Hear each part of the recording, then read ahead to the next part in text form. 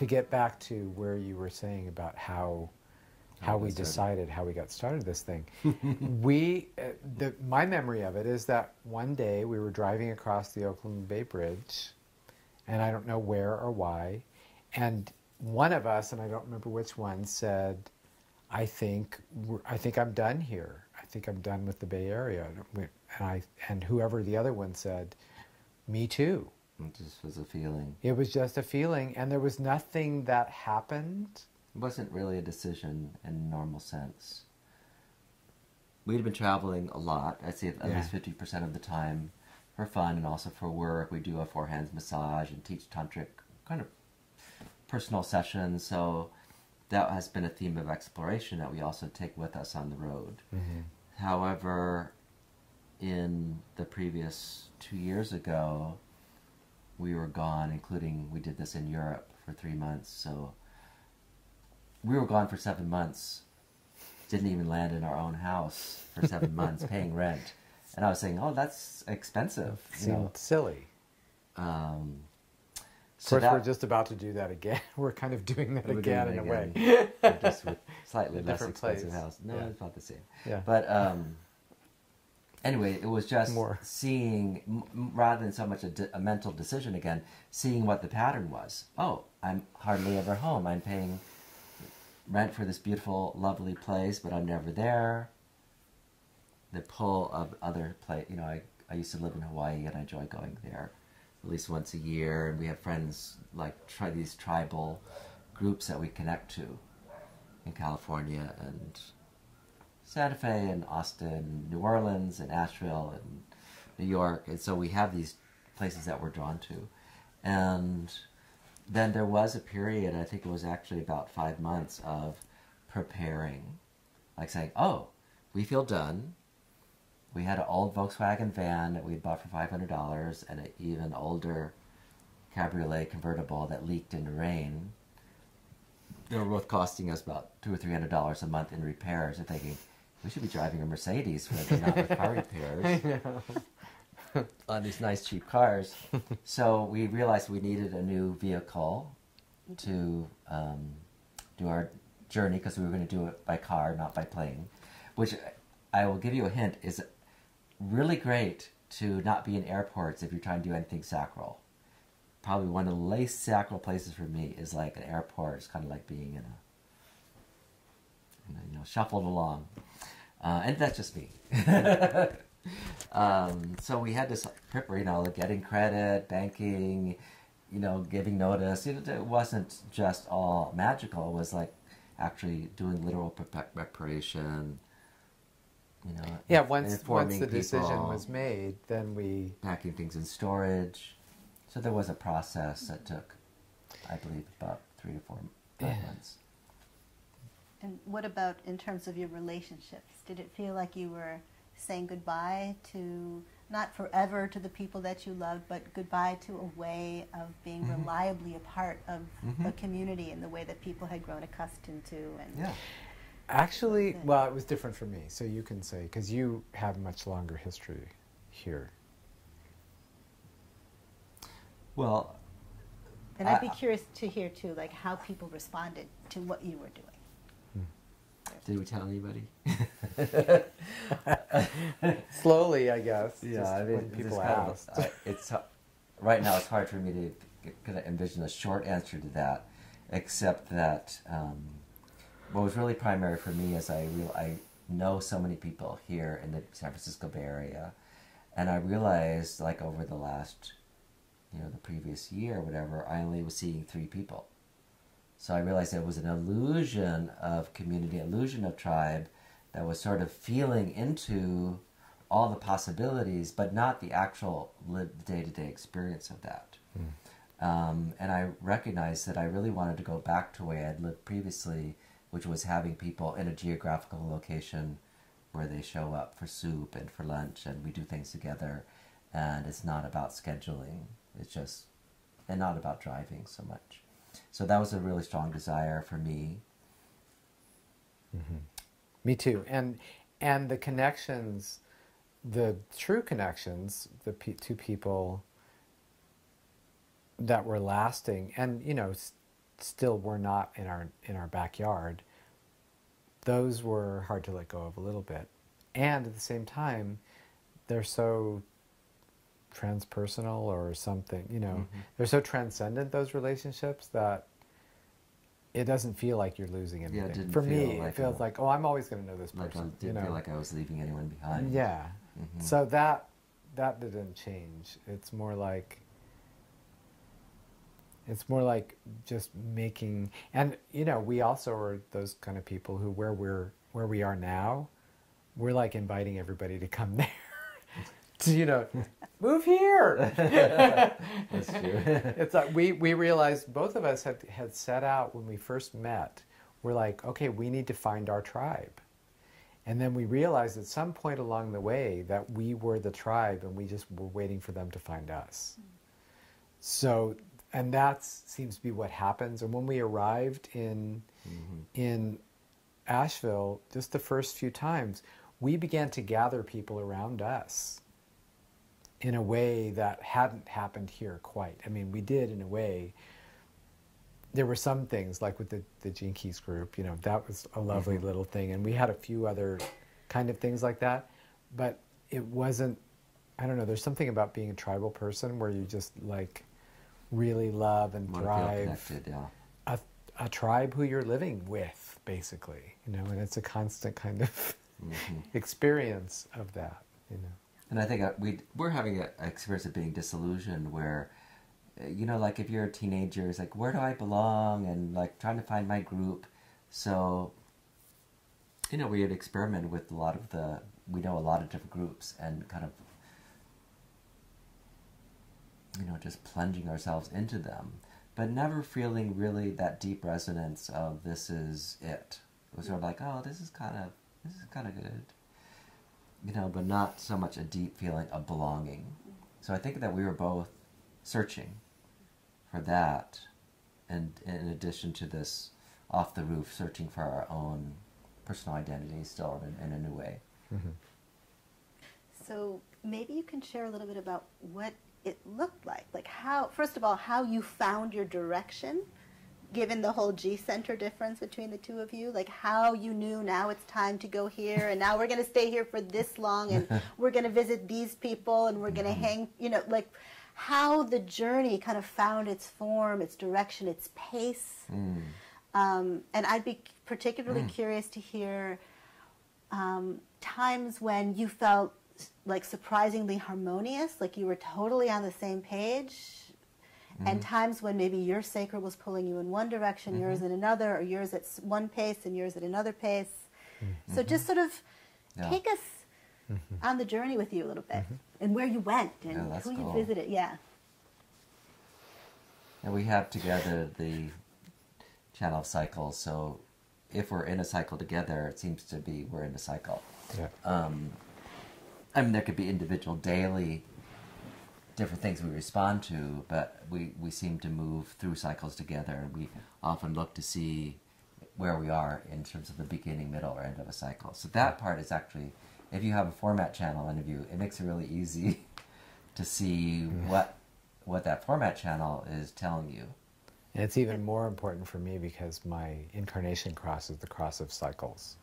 So everything is about the cycles of nature, the cycles of life, the cycles of the day, all these different things. And so, yeah, it's very interesting. So a lot of it for me is also, so as you refer to the G center difference, where my G center is completely open, which is my sense of direction and purpose and identity.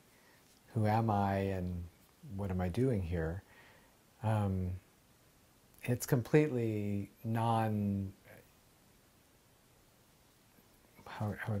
it's undefined, so there is no consistency to it. My experience is that I have no awareness of who I am at any given moment, except for that I identify strongly with whoever I'm with, and then amplify that a lot. So, which is a great gift. And he has a very strong G-center identification. He is him all the time, pretty much. I mean, very, very dependable, which I love. So his sense of direction can be very strong. And I appreciate that. Because sometimes it gives me, if I respond to it, I can just ride his wave. Mm-hmm. And that can be wonderful.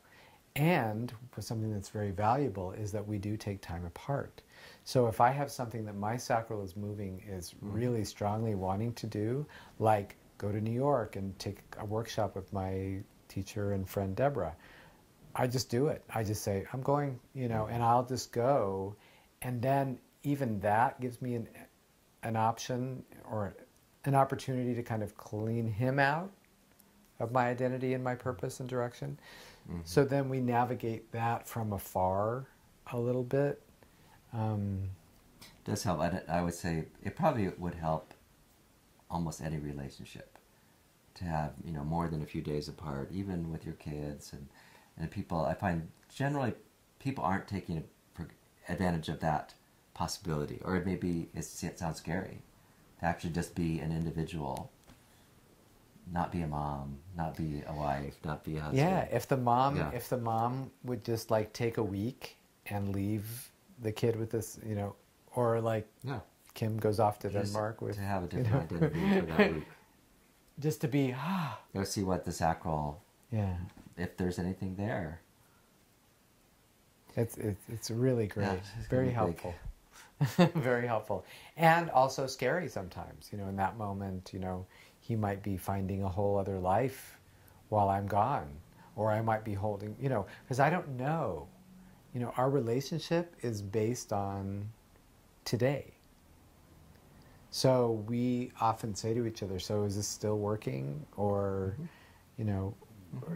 are you still into this? Because we don't know how, and we're so open to the fact that the cycle may be over at some point. Even though it doesn't feel like it, it's too good to let go of. And we have different trajectories that we may be moving toward in our lives. I had this idea at some point that I was going to, become a famous movie star or something, because that was in my early programming, and it's also part of my climbing the ladder definition. Some weird thing channel about that. And so there's some thoughts and some ideas about, I'm away, and maybe I'm going to go in that direction, and maybe he's not going to want to do that, and at the same time it always somehow like interweaves with us. I know that's a little trajectory. Depends what part of human design is finding what's reliable. And when you do go through experiences like this, you find what you trust and what's reliable. And, things that aren't reliable, you sort of learn to let go of them, too, because, I'm not going to rely upon Philippe to really give me a sense of direction. I'm 75% strategic. He's 75% receptive. So I usually almost have a plan. For example, I think the small examples are more real than the big picture, because we don't really have necessarily a big picture. But let's say we're in Oakland and it's foggy. It's like, we're cold. Oh, I'm cold. Let's go to Palm Springs. This would be something we get in the van and we go to Palm Springs. So, and I would just say, and just go for the ride. And this is like not because we had $700 saved, like we're going to take a vacation. Not like that. We're just, maybe we had $100, $200 plus a credit card. Like, little. Enough for gas. So we would start saying, well, do you want to go down Route 5? Want to go down 101? And so often we had this, some patterns. Like one pattern was we would sleep on the beach in Santa Barbara, because it's like halfway to Palm Springs. In the van. Sleeping in the van, not on the sand. Maybe visiting some friends there, or go to one of our favorite brunch places. And each little step would be, are you hungry? Would you like some Japanese food? So we'd go through a little routine each time. And we didn't always agree, but, generally I would say the way we work, if something is really true for one of us in this journey, it usually works for both of us. Yeah. And there are a few times, for instance, when we've gone out and we've eaten in a different place. Yeah. Or we watched a different movie. That has happened on occasion, and that's always lovely when it does. and it's great that it isn't, because we'll walk and we'll be in a strange town, and we'll walk around the town sometimes for half an hour, sniffing out the restaurants. Because it seems like there's a place, but you go in and you feel the energy of it. Because you look at the menu and that's one thing, and then you go in and you can see or smell what the energy of the place is. And every time we've walked into a place which didn't look so great from the outside, or the menu looked kind of maybe okay, interesting, but not that interesting, and we've gone in and had the most amazing meal, if that was the place that we were both like, on, even though there was a restaurant down the street that had the best reviews in the world and packed. And we've been there too. We just went to one of those the other night and we just walked in and... Very rare. I can't even remember a time, and we like food, we eat out a lot, spend a lot of money on food. I can't really remember a time where that system didn't work. I mean, we just haven't had the most amazing food is like something that's very rich.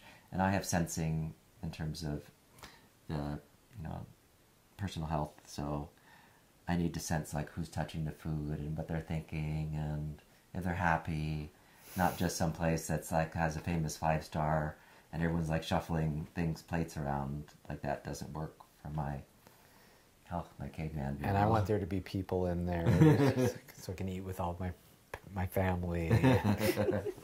Be able to see my food so it can't be too dark.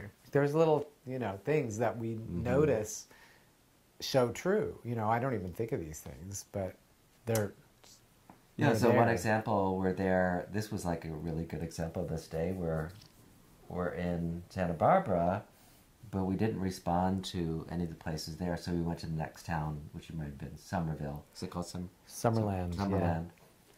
It was sort of a nothing of a town, but there are a few places there. We ended up walking, and we met a man that collects and lived there like 30, 40 years and collect things that come up on the beach. So all these stuff from fishing, glass globes and tackle and ropes and shells. And he talked about that whole hillside is under a big gas, what would you call it? Gas source, whatever. It's like under a big thing of gas. And then we went to this place that is a really beautiful Indonesian import, kind of like almost like a tea room with the amazing Buddhas, and we spent like maybe half a day. We had the most beautiful day just going from place to place that we would never have guessed. Didn't even know that they were really there. And met incredible people that we had great conversations with, and just it was a very enriching whole day. Yeah. There's so many of those experiences. Really unexpected places that you wouldn't, if you were just driving or looking at your map or Yelp, you just wouldn't know that they were there. You just have to sense it, including the people, unusual people that you meet along the way. And I think there are lots of people that do this, that go places and just kind of wing it and see what happens and who they meet and everything. So it's not like the sacral life is completely foreign to people. I think a lot of people don't know that they're doing it. And so they only do it, let's say, when they travel, or they're not grounded in it somehow because they don't know how to then put that into their daily life, because it's who we are. So it's going to seep through. It's not like we're like amazing because we know the secret or whatever. In a way, it's someone else would say, "Oh yeah, I did that for the first 20 years of my life after college." Right, exactly. In Tibet and Nepal. And there is something. I mean, younger people seem to have a little bit more ability to have the flexibility and maybe the hormonal support to adventure, and because they're in this place they need to learn and need to have new relationships and discover themselves. And I felt like for me, even though I'd done that, I was also in a spiritual group that was very strict. So I felt like in my 50s, I needed to catch up and do some of the things that we didn't do in our 20s. Because we were like, following a path. And it was not a sacral path at all. And I think it requires even more courage and trust to do it at that stage of life. And one of the things that I'm picking up from you is how many levels of trust, like how much of your trust muscles you were working on in every way. Like both trusting your individual responses were going to lead to some serendipitous, synchronistic adventures, trusting your relationship to be able to hold the individual paths, and that the love is strong enough to even weather separating, if that was what was going to happen, if you ended up going in different directions and finding that those directions continued to feed you. Trusting that somehow you'd be sustained physically. Like you're telling me you're like driving and you don't even have $700, you have $100. At this phase of life, in this relationship where you're not holding on to like marriage papers saying we're committed for life no matter what, right? There's nothing you're holding on to. You're not clinging to each other. You're not clinging to dogma. You're not clinging to a path. You're not clinging to money. You're not clinging to status. You're not, like there's nothing you're holding on to other than house. This job, house, none of that stuff. That's it's just true, this incredible trust. And yet it's so interesting because when you use the word trust, it doesn't really resonate with me, although I've used that word for years before, because it's really, and this kind is of like what's trusting nice. some outside force. Like, it's not like like God is going to take care of it. Right, exactly. So for all of a sudden, it's really like, it's like I'm trusting my own my own mechanism. Like I'm trusting it because I know it from experience. It's like a real experiential thing of like, oh, this works. Like I don't even, I mean, I'm a fear type personality and I can go into anxiety about all kinds of things. And in this practice, I don't experience fear. Like I don't experience anxiety or like a thing of like, it doesn't ever enter into me that I have to trust anything. Right. Because it's already... You do trust. That's the place it's really clear. It's like, there is trust in it. And you have to trust in his self-trust. Like, both of you are trusting... Except that I don't. Like, I really don't trust... We don't trust each other at all. Like, on a certain level. I trust him, but he doesn't trust me. You don't trust each other's capacity to tune into what feels most aligned for you in the moment. To be honest about it, to be authentic about it. Yeah, I guess we do. Yeah. I guess we do. I would say, like, Philippe's really good at demanding I be authentic. If I'm not, if I go off into, for me, like, be my money fear. I'm a Taurus, so a big thing for me was not knowing where I'm going to sleep. I mean, I like just not to be just sleeping, but in luxury. I mean, to put it quite literally. Maybe that could be like a very nice couch. Yeah. But and me with it's food. Like have something to eat. So I've noticed over the years, like at first it's like I'll have a plan, like, okay, let's stay here, and like call this person or stay with a friend. And I don't really think about it too much anymore because I just know by the end of the day we'll have a good place. Right. And that sounds like trust, right? But it's really experiential. Yeah. Yeah, over time. It's like, do you trust the sun is going to come up? Right. It's like, it does come up. It comes up every day. And we're also, both of us have done the kind of work on ourselves, too, that has prepared us to die, in a way. So, in a way, there's like all fear is fear of death, right? So, it's the survival stuff. So for me, a lot of the time, it's like... What's the worst that can happen? What's the worst that can happen? And I do go there often. Like we're driving and I'm like, oh my God, we're going to hit a thing and go off off the bridge. And my head goes into those places. So in those moments, I have extreme anxiety. But when we're like making a choice and we're asking questions, it's like we're in control. Where we It's actually weird. have struggle, I think is a good point, is where we're not doing that. Like, for example, I'll feel inadequacy. I don't have enough money to pay my bills and to my credit card, and then to charge an airfare flight, or it's not quite like gasoline, but it's more like, let's say you need $1,000 just to do your stuff that you're going to do on the 1st, or 2,000. So I don't feel like I have that, and therefore I'm already coming from a non-sacral mental place, and it will sort of trigger some complementary fear, or I'll be blaming him for not having handled something, which of course is not his responsibility anyway. So it's not as if we don't have conflict, but the conflict doesn't come from our sacral decisions. It comes from the mental stress of just being alive and trying to figure out. And the pressure. The banking pressures. All that stuff, all this not real, self, not self stuff, which is like all this like artificial bizarreness that we have to interface with. That and it's interesting because we go through this ways. Yeah, we go through this thing too, like how much do we want to interface with them? Like neither one of us are wanting to live totally off the grid, and we also entertain that because it's way better when we do. The times we take to live off the grid, it's just so easy. It's so wonderful. Having your own food. And not even really cell phones. Nothing. We do that fairly often.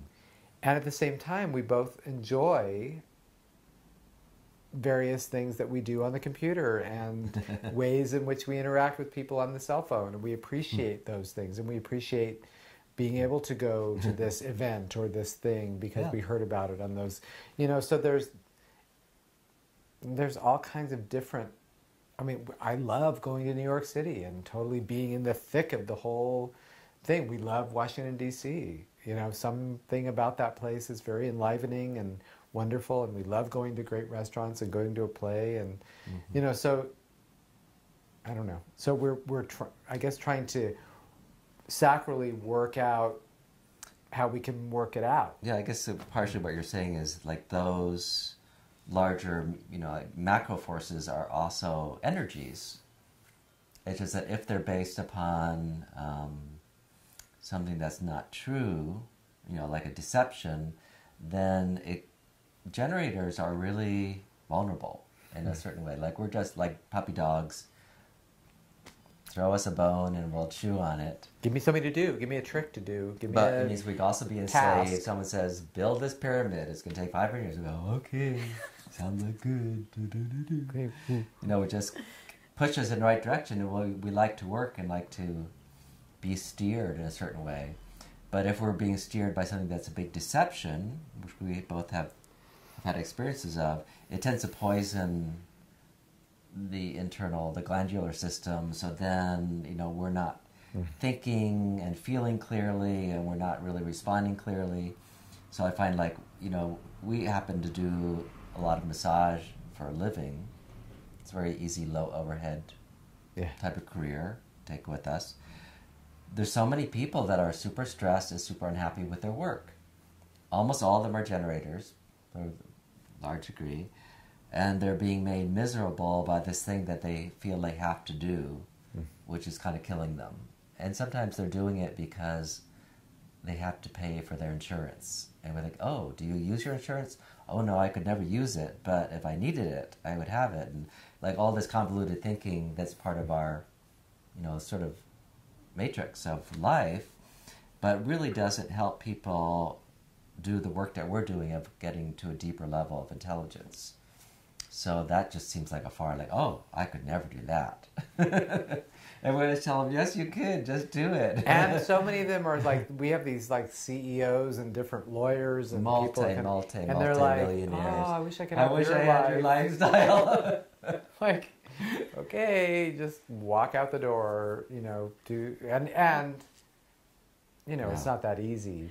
Yeah, I think that's the piece, is that because it's so integrated for you, you're not even in touch with the courage that it requires anymore. You kind of take it for granted what you're doing. And I think, have you heard of that thing where they say first we're unconsciously incompetent, yeah. Then we're consciously incompetent. Then we become consciously competent. And then we become unconsciously competent. I like that. I like that one. Like being a And that's child kind of, again. it feels a little like you're unconsciously competent. It's our two Like lines. that's why when I talk about trust, you're like, it doesn't even feel like trust. Right. Because it's so, you're just living it. You're just living. You don't even have to think about it anymore. And maybe at the beginning of the human design experiment, there's a lot of consciousness around, And what's my challenge. belly saying? And Right, and all the fear, all the different, the mind and all of the shoulds are so amplified that it takes so much to not go with that and to follow some other source of intelligence within you. And you've been doing this for a while with the degree of purity and willingness to risk all. And also, I think something that I love about you both too is that you're both very, you also trust yourselves, from my perspective, to just deal with whatever arises in you, whether it's emotional or whether it's your death. And when you know that you can handle change and transition and mortality, then it becomes more something that you can do, because there's no outcome that you can't respond to with a certain degree of openness and curiosity. And it probably corresponds a lot to a Buddhist teaching, which neither of us have officially studied, but without the entrapment of a mental understanding of what that might be, like following a path of right work, or all the spiritual teachings of the world are all talking about the same thing: how to be in the Tao. It's just that mostly we've had the homogenized, prescribed version, which is like meditate, do these right livelihood activities, be compassionate, like those three things may not be right for a certain percentage of designs. That's what's great about human design. It's like you have to look at your design. And I love that.